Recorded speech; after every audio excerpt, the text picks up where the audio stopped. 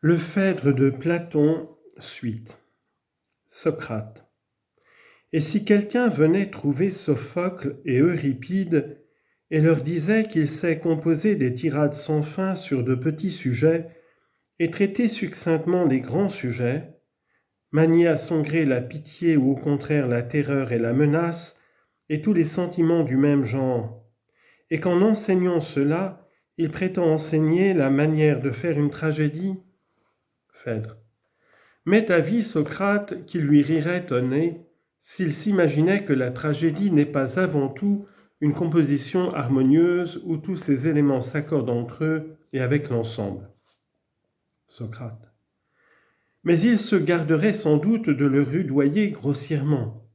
Il le traiterait comme le ferait un musicien qui aurait rencontré un homme qui se figure savoir l'harmonie parce qu'il sait la manière de hausser ou de baisser le ton d'une corde.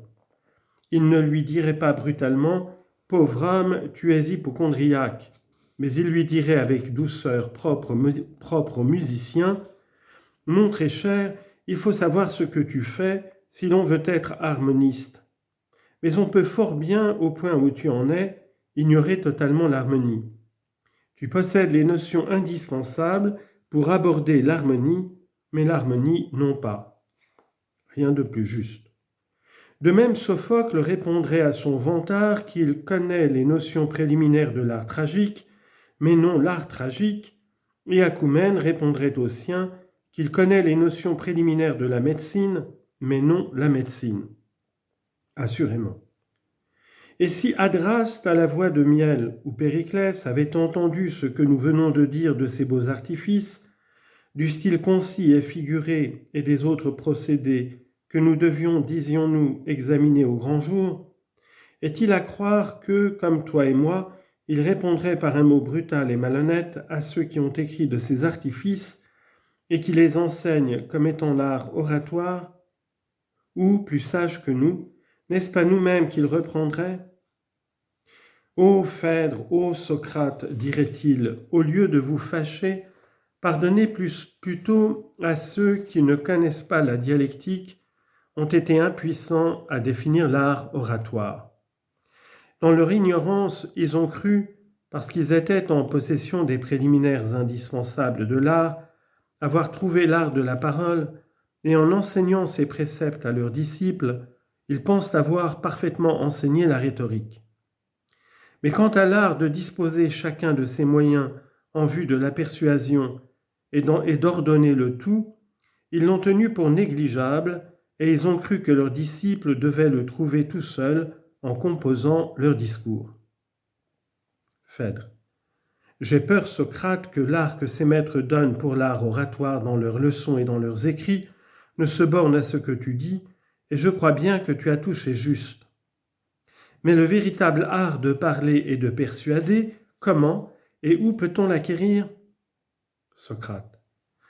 La perfection dans les luttes oratoires, Phèdre, est vraisemblablement, peut-être même nécessairement, soumise aux mêmes conditions que dans les autres arts. Si la nature t'a doué du nom de la parole, tu deviendras un orateur illustre en y ajoutant la science et l'exercice. Mais s'il te manque une de ces choses, tu seras par là même imparfait. Pour ce qui est de l'art, ce n'est pas sur les traces de Lysias et de Thrasymachs qu'il faut marcher pour le chercher. Phèdre. Quel chemin faut-il donc prendre ? Socrate. Il y a, mon ami, des raisons de croire que de tous les orateurs, Périclès a été le plus consommé dans son art. Comment ? C'est que tous les grands arts ne peuvent pas se passer de ce bavardage et de ces spéculations de haut vol sur la nature. Car c'est de là que semble bien venir la hauteur de l'esprit et la facilité à mener à bien toutes ces entreprises. Ce sont ces qualités que Périclès ajouta à ses dons naturels. Ayant trouvé chez Anaxagore l'homme de ses hautes spéculations, il en nourrit son esprit, pénétra la nature de ce qui est intelligent et de ce qui ne l'est pas, sujet qu'Anaxagore a si souvent traité, et il tira de là pour l'art oratoire ce qui s'y rapportait. Que veux-tu dire par là ? Il en est sans doute de la rhétorique comme de la médecine. Comment ?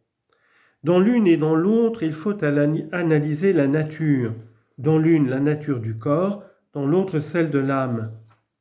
Si au lieu de se contenter de la routine et de l'expérience, on veut recourir à l'art, pour procurer au corps, par les remèdes et la nourriture, la santé et la force, et pour faire naître dans l'âme, par des discours et un entraînement vers la justice, la conviction qu'on veut y produire et la vertu. Ce que tu dis, Socrate, est vraisemblable. Mais crois-tu qu'on puisse connaître suffisamment la nature de l'âme sans connaître la nature universelle ? S'il faut en croire Hippocrate, descendant d'Asclépios, on ne peut pas même connaître la nature du corps sans ce moyen.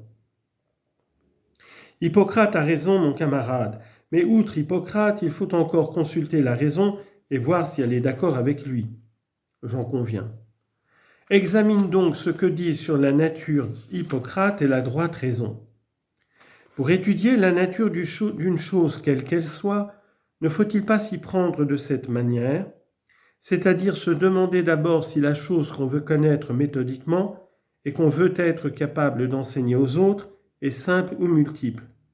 Puis, si elle est simple, examiner ses propriétés, comment et sur quoi elle agit, comment et par quoi elle est affectée.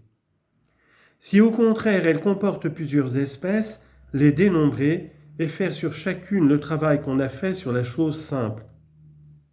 Voir en quoi et comment elle agit, en quoi et par quoi elle est affectée. Apparemment, Socrate. En tout cas, procéder autrement, c'est marcher à l'aveugle. Mais ce n'est pas le fait d'un aveugle ni d'un sourd que de traiter avec art une chose quelconque. Il est au contraire évident que, si l'on enseigne à discourir avec art, on fera voir exactement ce qu'est la nature de l'objet auquel le disciple doit rapporter ses discours, et cet objet, c'est l'âme. Sans nul doute. N'est-ce pas vers cet objet que tend tout son effort ? Il s'agit en effet d'y porter la persuasion, n'est-ce pas ? Oui. Il est donc évident que Thrasymachus et tout autre qui veut enseigner sérieusement l'art oratoire devra d'abord décrire l'âme avec toute l'exactitude possible et montrer si de sa nature elle est une et identique ou multiple comme le corps, car c'est cela que nous appelons montrer la nature des choses. Parfaitement. En second lieu, il décrira comment et sur quoi elle agit, comment et par quoi elle est affectée. Sans doute. En troisième lieu, ayant classé les espèces de discours et d'âme et les affections de l'âme, il en passera en revue les causes, il appropriera chaque chose à celle qui lui correspond et enseignera quels discours et quelles causes produiront nécessairement la persuasion dans telle âme et resteront sans effet sur telle autre. On ne saurait mieux s'y prendre, à mon avis. Toute autre méthode d'explication ou d'exposition, soit orale, soit écrite, ne sera jamais la méthode de l'art, ni dans la matière qui nous occupe, ni dans aucune autre. Mais ceux qui ont de notre temps écrit des traités de rhétorique et que tu as entendu parler sont des fourbes qui dissimulent leur parfaite connaissance de l'âme. Aussi tant qu'ils ne parleront pas et n'écriront pas de la manière que j'entends, garderons-nous de croire qu'ils écrivent avec art. Quelle manière entends-tu ? En parler dans les termes propres n'est pas chose facile.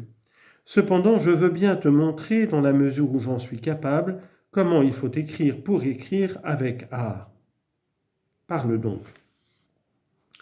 Puisque le propre du discours est de conduire les âmes pour être un habile orateur, il faut savoir combien il y a d'espèces d'âmes. Or, il y en a un certain nombre avec telle ou telle qualité. Il y a par suite aussi tels et tels hommes. À ces distinctions correspondent respectivement autant d'espèces de discours, et c'est ainsi qu'il est facile de persuader tels hommes de telles choses par tel discours et par telle cause, tandis que tels autres résistent aux mêmes moyens de persuasion.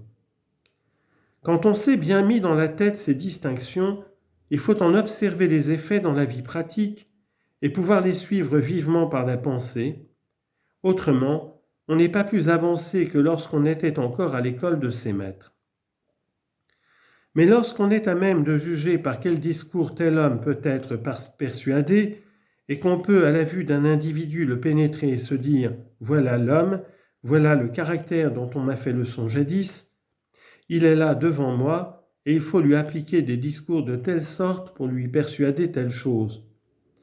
Quand on est maître de tous ces moyens, qu'on sait en outre discerner les occasions de parler ou de se taire, d'être concis, émouvant, véhément, et s'il est à propos ou mal à propos de recourir à telle espèce de discours appris à l'école, alors on aura atteint la perfection de l'art. Auparavant, non pas. Mais si, soit en parlant, soit en enseignant, soit en écrivant, on manque à remplir quelqu'une de ces conditions, on aura beau prétendre parler avec art, on ne sera pas cru et ce sera justice. Mais quoi ? Dira peut-être notre auteur, pensez-vous, toi, Phèdre, et toi, Socrate, qu'il faille donner son suffrage à cette façon d'enseigner l'art oratoire ou le réserver à quelque autre ? Phèdre. Il est impossible, Socrate, d'en adopter une autre, bien que ce soit, semble-t-il, une rude tâche.